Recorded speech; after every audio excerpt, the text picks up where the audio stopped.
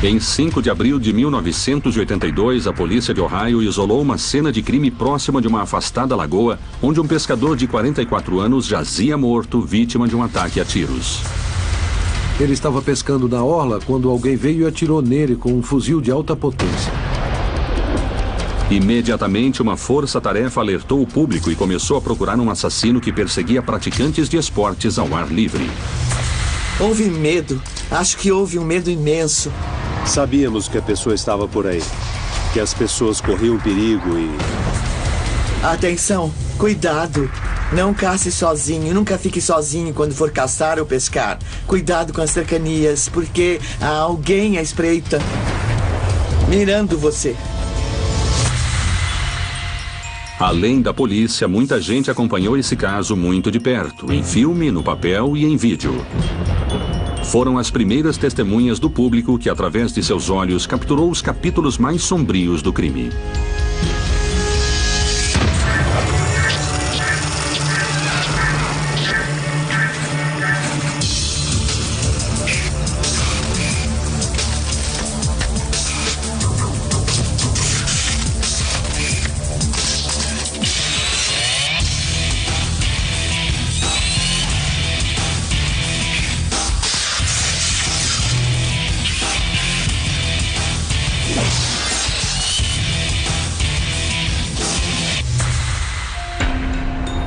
Ohio, o estado dos castanheiros, localizado no meio-oeste americano.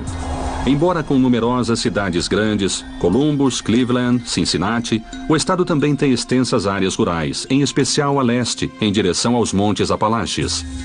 Com numerosos parques e florestas, a região é muito procurada para caça e pesca. As regiões do sudoeste de Ohio são regiões realmente muito bonitas.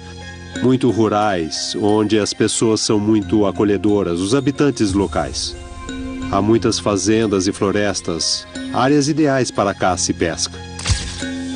Em 1989, um homem que gostava de caçar e se exercitar na região era um caminhoneiro chamado Don Welling.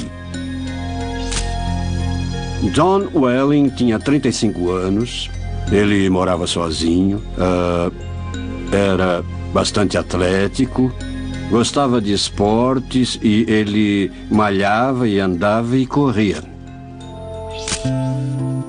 Éramos muito amigos. Tomávamos cerveja juntos. E nos víamos sempre, caçávamos juntos. Nós fazíamos o que amigos fazem.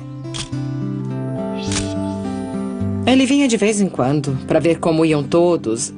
E adorava as crianças, ele era ótimo com as crianças e tudo. Ele nunca teve filhos, então os sobrinhos e sobrinhas eram como o dele. Quer dizer, ele brincava com as crianças nos feriados e, se ainda estivesse aqui, estaria jogando softball com a minha neta. Em 1º de abril de 1989, Don se levantou e saiu para uma rotineira caminhada de sábado por uma calma estrada vicinal. Ele saiu de casa, era de manhã cedo e andou até a estradinha. Era uma coisa relativamente comum, ele costumava andar ali.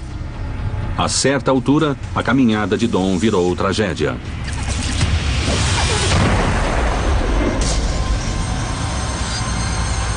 Momentos depois, um motorista se deparou com um corpo inerte na estrada. Uma ambulância foi despachada, assim como policiais das autoridades locais. Inicialmente, imaginaram que ele pudesse ter sido atropelado. Mas as autoridades logo perceberam que não se tratava de algo acidental. Uma análise melhor indicou que Don Welling tinha sido morto por um tiro no peito.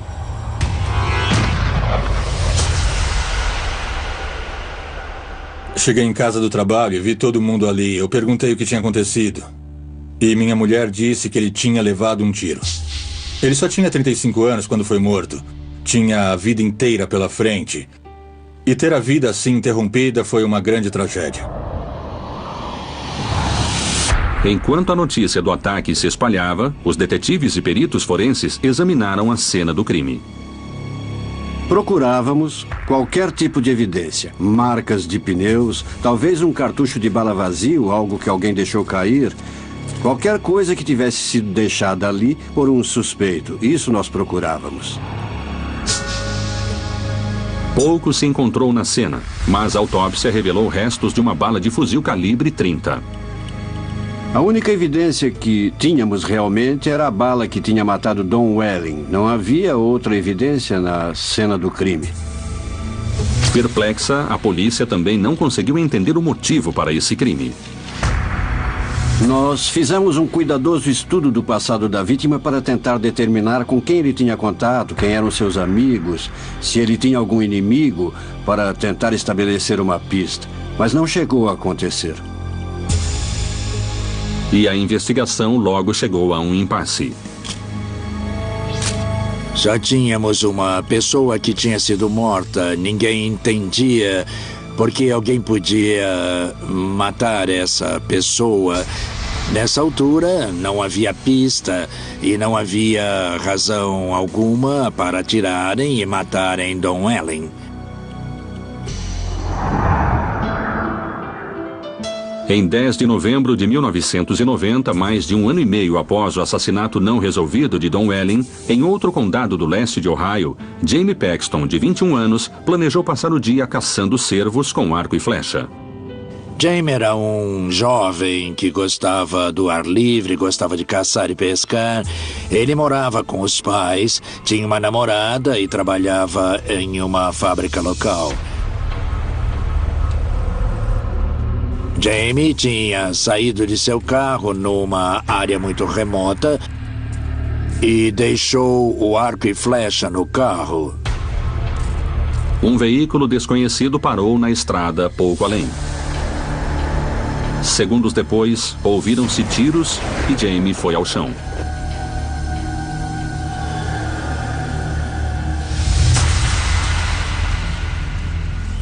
Alertada por um habitante que achou o corpo de Jamie, a polícia local correu para a cena.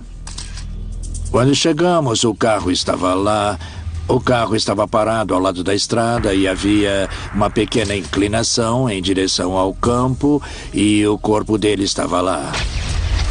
Não havia testemunhas, não havia nenhuma evidência deixada na cena, nenhum cartucho de bala. A única coisa ali era o carro dele, onde ainda estava a carteira com dinheiro dentro, o arco dele e seu corpo estava a mais ou menos 10 metros do veículo. Não achamos ninguém que, vamos dizer, não gostasse daquele rapaz. Ele era um jovem tipicamente americano. Quando há um crime, costuma haver um motivo, uma mulher ciumenta, um marido ciumento. Mas no caso da morte de Jamie, nada disso apareceu. Foi um crime, assim, do nada. A polícia não achou nenhuma evidência na cena do crime, nem um suspeito potencial. Mas a autópsia de Jamie Paxton revelou os restos de uma bala calibre 30, como a bala encontrada no caso de Don Welling. Mas como outro crime tinha acontecido em outro condado e mais de um ano e meio antes, as similaridades entre os crimes não foram notadas. Mas um caso mais recente tomou um rumo dramático. À procura de respostas, a mãe de Jamie Paxton empreendeu sua própria cruzada para contatar o assassino do filho através do jornal local. A senhora Paxton se envolveu muito, como outras mães, por seus filhos, principalmente porque não havia resposta sobre o porquê do crime. Ela apelou para o assassino através de cartas ao editor do jornal local do condado de Belmont, onde perguntava ao criminoso por quê. E depois de perguntar muitas vezes, ela recebeu uma resposta de alguém que se identificou como sendo o assassino do filho. Uma carta foi recebida pelo editor do jornal. Estava endereçada ao jornal e basicamente dizia que eu sou a pessoa que matou o Jamie Paxton e acho que você deve saber exatamente o que aconteceu. E a pessoa deu a versão dela do que viu Jamie no campo e que ouviu uma voz interna dizendo para ele matar. Então ele parou o carro, pegou o fuzil e matou o Jamie. O autor da carta disse que já tinha feito isso antes e se gabou de que seus crimes não deixavam vestígios. Ele indicou na carta que a culpa não era do xerife nem da força policial, mas que jamais iam solucionar o caso, porque ele não deixou evidências, não havia testemunhas, e que ele jamais seria apanhado, e aquela era a última vez que iriam ouvir falar dele.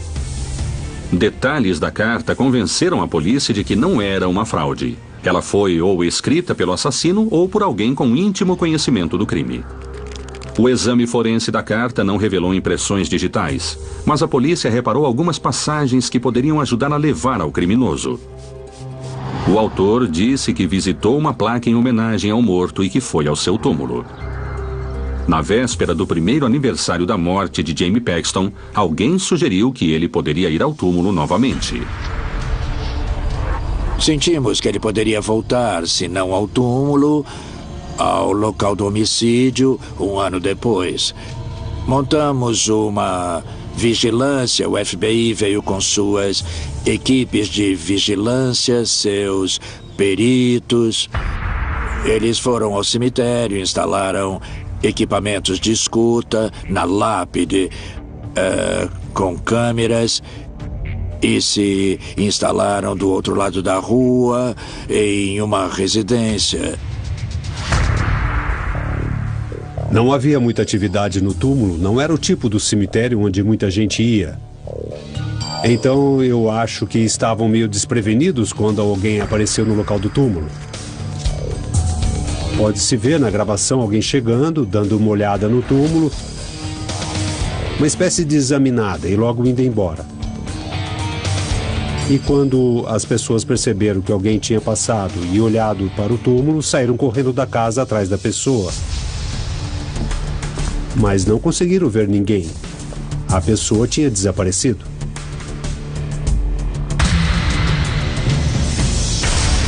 A tocaia não deu em nada, e o assassino logo atacaria novamente, desencadeando uma das maiores caçadas humanas do estado de Ohio. Em novembro de 1991, os detetives de Ohio investigavam o brutal assassinato de Jamie Paxton, de 21 anos, morto a tiros no campo por um misterioso atirador. Apesar do ataque ter sido quase idêntico ao da morte de Don Welling em outro condado, os dois crimes ainda não tinham sido ligados. Em 14 de março de 1992, no condado de Coshocton, leste de Ohio, Claude Hawkins, de 48 anos, se levantou com planos de passar o dia fazendo seu passatempo favorito. Claude Hawkins tinha vários filhos, era casado, era muito trabalhador e empregado de uma siderúrgica. Tudo indicava que não tinha nenhum inimigo, que cuidava da própria vida, ia trabalhar todos os dias. Uma das poucas coisas que gostava de fazer sozinho era pescar. Então ele pegou seu equipamento e foi para a cena. Foi até a barragem de Willis Creek e parou o carro.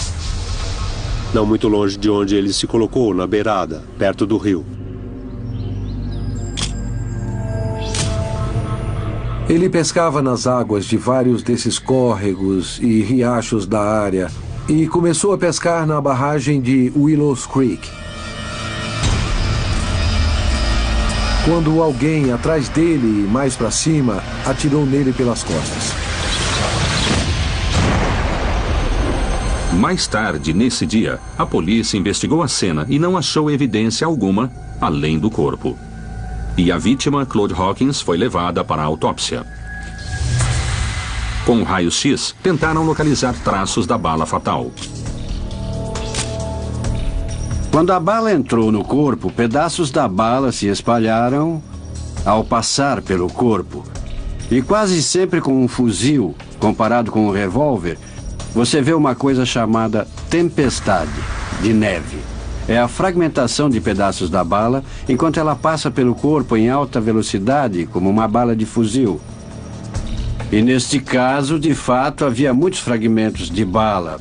E esses mesmos fragmentos de bala no corpo indicavam que o tiro era de fuzil.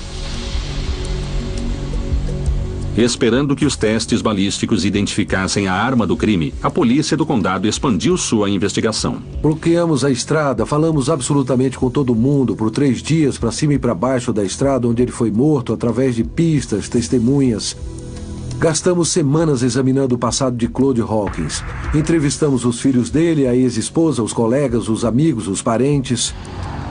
O fato de alguém seguir Claude Hawkins em uma pequena estrada rural, atirar nele pelas costas, se virar e ir embora, levantava naturalmente a questão de por que Claude morreu. E, como não achamos uma razão para ele estar morto, tínhamos outro homicida à solta por aí. De repente, somando 2 mais 2, eu disse, espera aí. À procura de explicações, Dan Shryock se lembrou do crime de Don Welling de 1989. Sem saber detalhes do caso, ele nem sabia se tinha sido resolvido. Peguei o telefone e chamei um detetive do condado de Tuscarawas, que já era xerife, Walt Wilson, e disse, Walt, tivemos um homicídio aqui. Um homem foi morto com tiros no tórax sem razão aparente e em atividade ao ar livre e estava pescando. Estava em antigo solo de mineração a céu aberto e muito isolado. Alguma dessas características bate com Donald Welling e ele disse que todas. Perguntei se ele achava que havia chance de os 2 crimes terem ligação e ele disse, não sei. Shryock mandou uma mensagem à polícia de vários condados do leste de Ohio e regiões fronteiriças à procura de outros casos e assim ficou sabendo da morte de Jamie Paxton. Embora os testes balísticos revelassem que a vítima mais recente, Claude Hawkins, foi morta com um fuzil sueco Mauser de 6,5 por 55 milímetros e não com um calibre 30, como nos outros casos, as semelhanças entre todos os ataques era total. Outro incidente com tiros no condado de Muskingum também foi novamente reexaminado. No fim de 1990, Kevin Loring, 30 anos, foi achado morto depois de se afastar de seu grupo de caça. Inicialmente, o condado de Muskingum considerou aquilo como tiro acidental, dado por outro caçador e ignorado. Eu conheci os detetives de lá pessoalmente e disse, acho que esse caso é similar. E, de repente, a polícia se deu conta de que nada menos do que 4 crimes acontecidos no leste de Ohio podiam ser obra de um só homem. Decidimos montar uma força-tarefa formada por um investigador de cada condado onde houve um crime, mais o FBI. E formamos essa força-tarefa com o objetivo de investigar os casos como se estivessem ligados. Mas antes de fazer qualquer progresso, no entanto, outro ataque aconteceu. Gary Bradley, de 44 anos, foi morto enquanto pescava sozinho em uma área isolada. Nós tivemos a sensação imediata de que era nosso homem de novo. A autópsia pareceu confirmar a suspeita. Gary Bradley também foi morto por um fuzil sueco Mauser de 6,5 por 55 milímetros, o mesmo tipo de arma usado para matar Claude Hawkins. Agora estávamos trabalhando em 5 homicídios. Não tínhamos pistas. Em absoluto, nenhum suspeito. A força-tarefa pediu ajuda da Unidade de Ciência Comportamental do FBI. Comparando os traços de assassinos seriais pelo mundo, essa unidade se especializou em criar perfis criminosos, perfis que possam ajudar a polícia a identificar possíveis suspeitos. O perfil que recebemos do FBI dizia que devíamos procurar uma pessoa, provavelmente de meia idade, homem branco, extremamente inteligente, basicamente um solitário, com fascinação por armas de fogo e que gostava de matar não só humanos, mas cães e gatos. Quando a necessidade de matar fosse maior do que esses animais, ele procurava humanos. Com esse perfil, a polícia notou que uma recente onda de tiros dados em gado no leste de Ohio também poderia ser obra do mesmo homem. Ademais, como todos os crimes, exceto um, ocorreram em um sábado, a polícia achou que o suspeito devia ter um emprego durante a semana. Nós também pensamos que esse indivíduo deveria morar na região, que devia estar familiarizado com esses condados, que sabia ir e vir, que sabia por onde andava. Então achamos que provavelmente ou ele morava na área ou frequentava muito a área. Em agosto de 1992, tanto para alertar os residentes quanto para conseguir sua cooperação, a força-tarefa decidiu ir a público. Fizemos uma coletiva de imprensa com os investigadores presentes e dissemos que estávamos investigando os crimes que parecia ter uma ligação entre eles, que poderia ser um assassino em série, e que algumas das informações que procurávamos eram consequentes do perfil dele. E demos o número da central e encorajamos as pessoas a chamarem a força-tarefa, a ligar para os investigadores, mesmo do FBI. Após essas notícias, uma onda de medo se espalhou pela região. Foi chocante. Quer dizer, somos uma comunidade pequena aqui, muita gente caça e pesca, mas as pessoas ficaram com medo de seguir seu dia a dia. Centenas de dicas logo chegaram ao QG da Força-Tarefa, mas a polícia sentiu que era uma questão de tempo até o perigoso homem atacar de novo. Agosto de 1992. Em Ohio, uma força-tarefa composta de policiais locais e do FBI procurava um assassino em série que atirava nas vítimas em isoladas áreas rurais. Com 5 pessoas já mortas e o perfil do assassino circulando, a polícia local vivia em alerta. Houve medo. Acho que houve um medo enorme. Sem falar que a mídia da área fazia boletins regulares e constantes. Atenção, cuidado, não cace sozinho, nunca fique sozinho quando for caçar ou pescar. Cuidado com as cercanias, porque há alguém à espreita, mirando você, para atirar em você. Mas o público encaminhou uma enxurrada de chamadas pela linha exclusiva da Força-Tarefa. Recebemos o chamado de 2 bombeiros de Columbus que disseram que estavam caçando marmotas.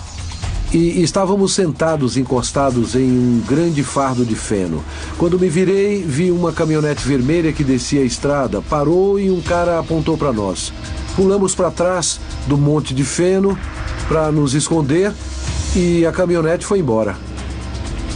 Mesmo sem identificar a caminhonete nem o motorista, a polícia achou que poderia ser o matador. Ao mesmo tempo, muita gente que chamou pela linha exclusiva deu o nome de potenciais suspeitos, achando que se encaixavam no perfil divulgado. Porque os casos estavam relacionados. Nós imaginamos que caso um suspeito não estivesse disponível para cometer um homicídio, qualquer um deles, podíamos excluir esse suspeito dos outros casos também. Ele trabalhava de dia, tinha emprego e se trabalhasse normalmente, já que os crimes aconteceram de dia, ele estaria disponível e muita gente não estava disponível, então foi fácil descartar. Trabalhamos todos os dias e longas horas. Foram tempos extremamente tensos. Mas era só pensarmos nas famílias que tinham perdido entes queridos e voltava a ficar mais fácil retomar, fazer nosso trabalho. No espaço de apenas uma semana, a polícia investigou mais de 100 pessoas de interesse. Uma após a outra, todos foram eliminadas ou inocentadas. Eu me lembro de ligar regularmente para saber do progresso.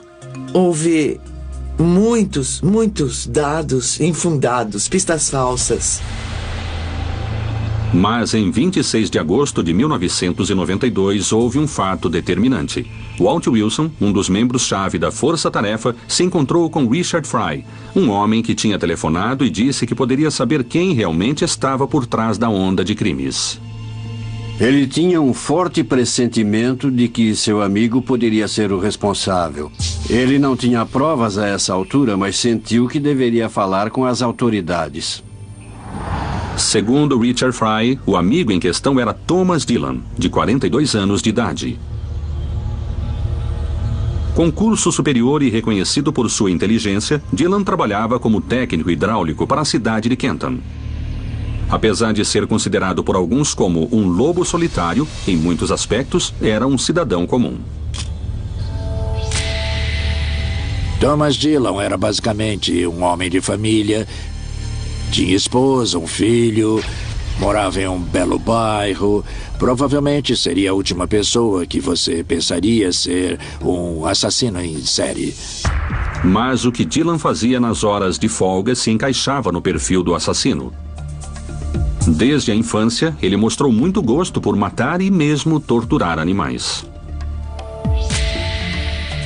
Era louco por armas, adorava suas armas. Thomas Dillon sempre ia a áreas isoladas e matava qualquer tipo de animal que visse, atirava em qualquer coisa, cães, gatos, cervos, marmotas, qualquer coisa que ele achasse, simplesmente matava. Segundo Richard Fry, Thomas Dillon podia ser o criminoso por trás da onda de animais mortos naquela área nos meses anteriores. Talvez o mais perturbador fosse a citação recente de Thomas Dillon, contando sua fascinação por assassinos em série. Ele falou que leu livros, em especial sobre assassinos em série. Mencionou que tinha tempo livre e andava por áreas isoladas. Um fator-chave que realmente levantou a suspeita de Richard Fry foi que Thomas Dillon perguntou especificamente: "Você acha que já matei alguém?" E basicamente começou a fazer piada disso. Acho que a essa altura Richard Fry sentiu mais do que nunca que Thomas Dillon poderia ser o responsável pelos crimes. Após falar com Richard Fry, Walt Wilson olhou mais de perto para o novo suspeito. Apesar de Thomas Dillon nunca ter sido preso por atirar em animais, ele tinha um processo federal por posse de arma não declarada e de silenciador. Essa acusação normalmente o proibia de portar armas. E mais importante ainda era seu paradeiro nos dias dos 5 crimes.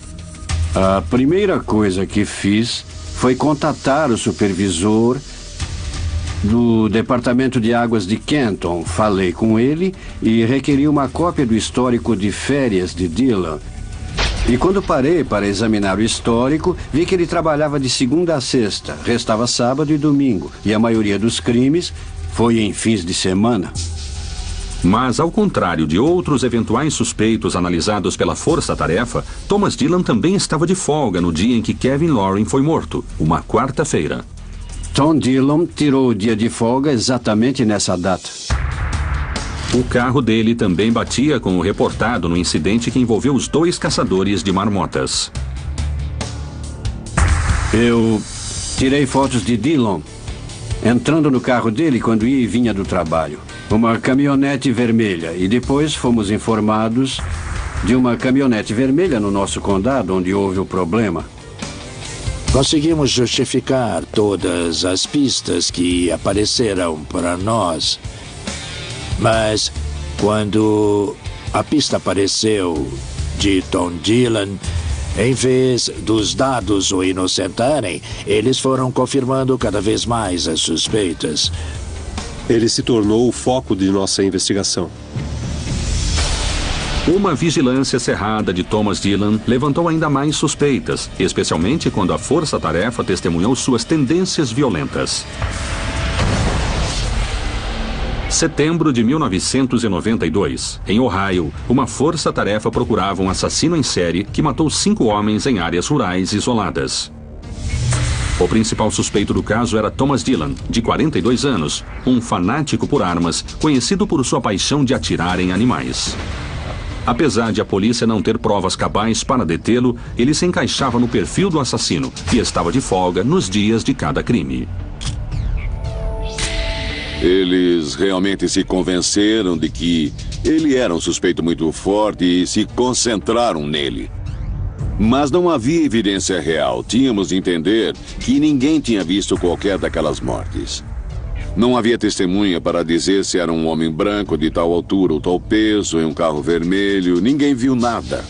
Não havia cartuchos de balas, nem digitais, nada.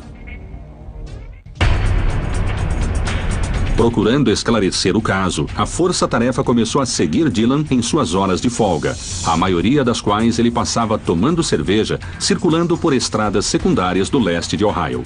Para não ser detectada, a polícia utilizou um avião e carros civis.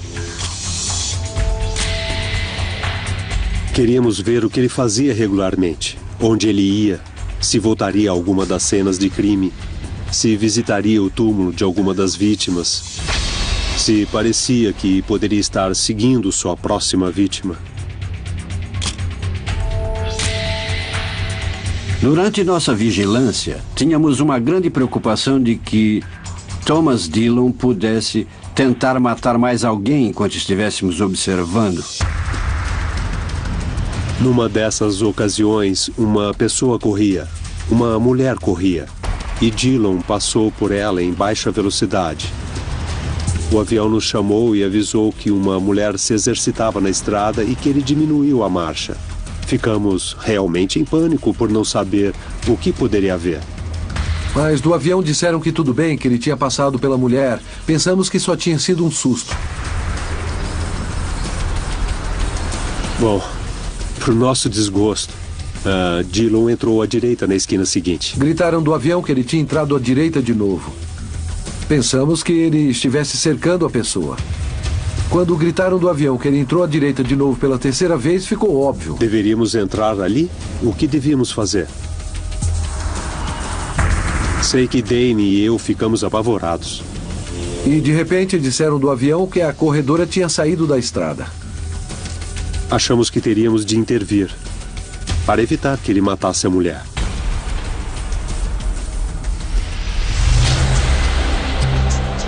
No começo de novembro, a Força-Tarefa seguiu Dillon a uma exposição de armas em Cleveland, onde ele comprou uma pistola semiautomática calibre 25 em clara violação de seu processo federal por porte de arma não registrada. Nos dias seguintes, na área rural de Ohio, seu fetiche por tiros e por vandalismo ficaria claro. Para um homem de 42 anos, ele parecia um delinquente juvenil. Atirava em placas de trânsito, em relógios elétricos, agindo como um solitário em surto de crime. A Força-Tarefa poderia prendê-lo por sua recente compra de armas, mas isso poria a investigação em risco. Nós queríamos uma chance melhor de consolidar o caso contra ele. Se não o acusássemos na hora certa, seria uma prisão inútil, porque continuaríamos sem poder resolver o caso e ele seria solto. E em 6 meses estaria na rua fazendo a mesma coisa. Em 10 de novembro de 1992, no segundo aniversário da morte de Jamie Paxton, a Força-Tarefa procurava novas evidências do caso. Em carta anônima mandada a um jornal um ano antes, o assassino de Jamie Paxton disse ter visitado a cena do crime e o cemitério local, perto do condado de Belmont. De fato, uma misteriosa figura foi avistada no cemitério no dia do aniversário da morte de Jamie, um ano antes. Se Thomas Dillon fosse o matador, uma visita a esses locais confirmaria sua culpa.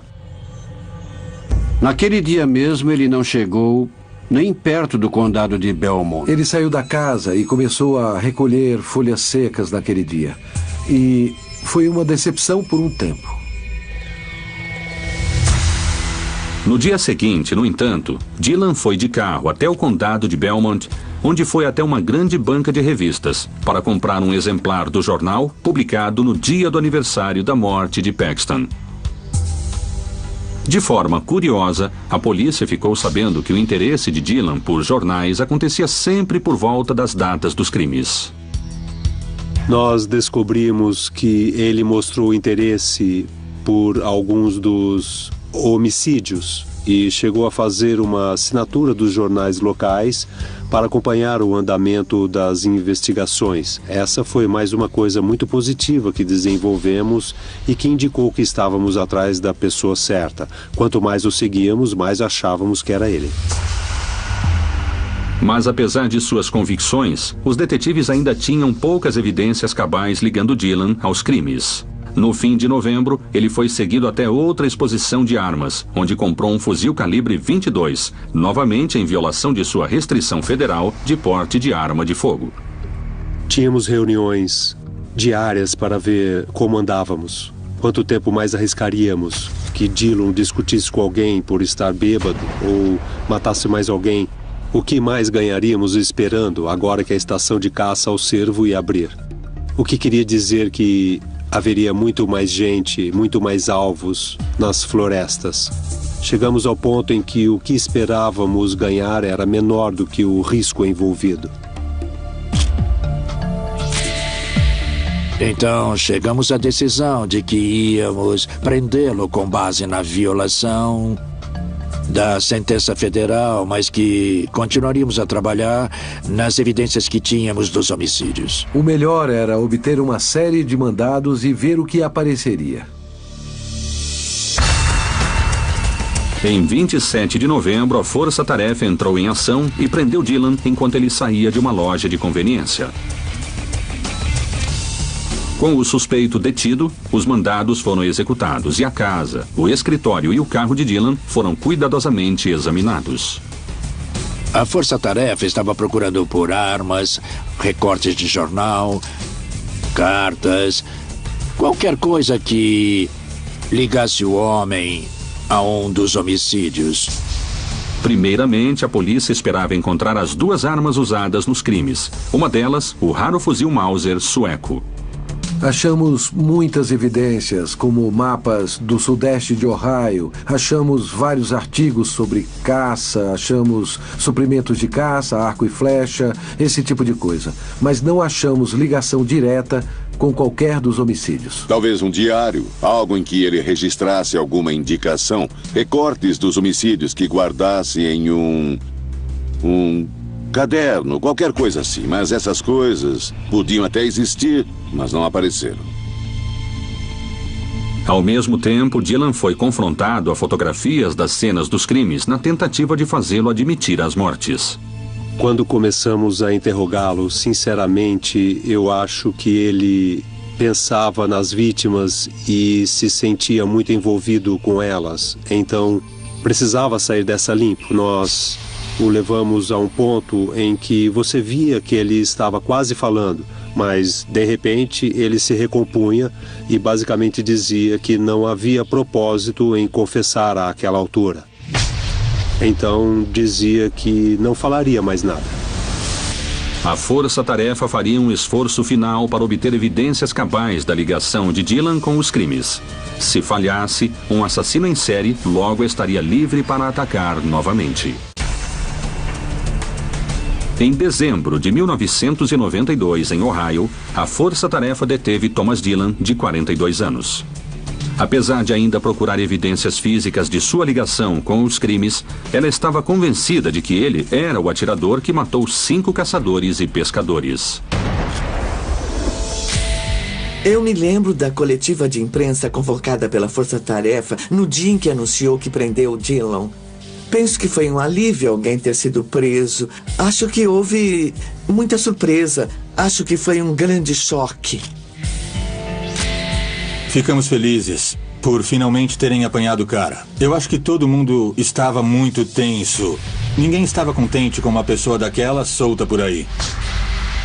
Eu suponho que muita gente pensou que uma coisa dessas não podia acontecer em uma comunidade pequena. Foi um alívio para todo mundo ele ter sido capturado. Ao mesmo tempo em que divulgava detalhes sobre seu suspeito, a Força-Tarefa listou as armas que estavam procurando, inclusive os 2 fuzis Mauser usados em 2 crimes. Eu sei que convocaram toda e qualquer pessoa que conhecesse Thomas Lee Dylan e pediram que se apresentassem, que qualquer pista seria muito analisada. Eu sei que tentaram conectar as evidências. Em 4 de dezembro, os investigadores obtiveram uma pista importante. Um comerciante de armas viu a foto de Dylan no jornal e se lembrou de ter tratado com ele. Analisando seus registros, ele viu que em 5 de abril, o mesmo dia da morte de Gary Bradley, Thomas Dylan vendeu a ele um fuzil Mauser, idêntico ao fuzil-chave da investigação. Mais tarde, nesse dia, os membros da Força-Tarefa se reuniram com o comerciante para examinar a evidência. E o homem que comprou a arma disse: bom, não foi só a arma que comprei, mas também os pentes de recarga e toda a munição que veio junto. Várias caixas delas. E ele trouxe o recibo que tinha a assinatura de Dylan, a data da compra da arma, o local. Essa era realmente uma evidência fantástica. Então muita gente da Força-Tarefa se convenceu de que era o cara certo, mas isso de nada servia para um tribunal. Eram necessários fatos reais e eles não apareceram, porque ninguém tinha visto nada, até aparecer o fuzil.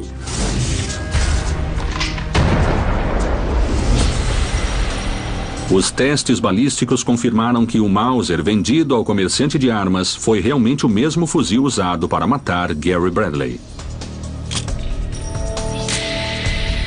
Sabíamos que podíamos ligar definitivamente Tom Dillon a essa arma e que aquela arma tinha sido usada para matar Bradley. Então, agora podíamos apresentar o caso. Em janeiro de 1993, Thomas Dillon foi indiciado por duplo homicídio doloso, envolvendo as vítimas Gary Bradley e Claude Hawkins. Eu me lembro de que o ato de fazê-lo atravessar a rua da cadeia para ir ao tribunal acabava sempre atraindo muita gente. Havia muita gente, uma multidão. E, francamente, Dillon parecia gostar daquilo. Acho que ele estava interessado na atenção que recebia. Parecia vibrar com a atenção da mídia. Ele era alguém de aparência mediana que ninguém olharia de novo se passasse na rua. Que cara tem um assassino? Thomas Lee Dillon é um assassino, mas não se nota na aparência. Como a força-tarefa só tinha evidências concretas ligando Dillon aos 2 crimes cometidos com o fuzil Mauser, ela decidiu que, para dar uma conclusão às famílias, ofereceria ao acusado um incentivo para confessar. A única maneira de Dillon confessar os outros 3 crimes para evitar a pena de morte era fazer um acordo. Ele se confessava culpado dos 5 crimes, cooperava, falava, etc, etc, e em troca pegaria perpétua sem condicional. Conversamos com as 5 famílias e dissemos exatamente o que queríamos fazer. Todas disseram que, se obtivéssemos 5 condenações de prisão perpétua, de modo que essa pessoa jamais saísse, ficariam satisfeitas. Com evidências cabais contra ele e face à opção de escolher entre pena de morte e prisão perpétua, Thomas Dillon finalmente concordou em falar à polícia.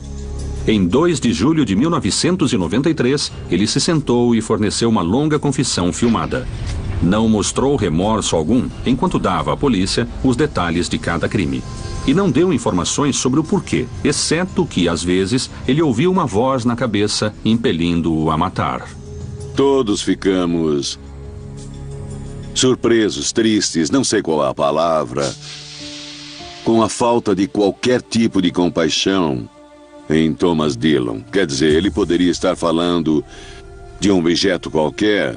Você podia mostrar a ele fotografias horríveis de virar o estômago, dessas que ficam marcadas na cabeça semanas ou meses, talvez anos. Para ele, era como se estivesse estudando uma borboleta, sei lá, um Picasso ou coisa assim.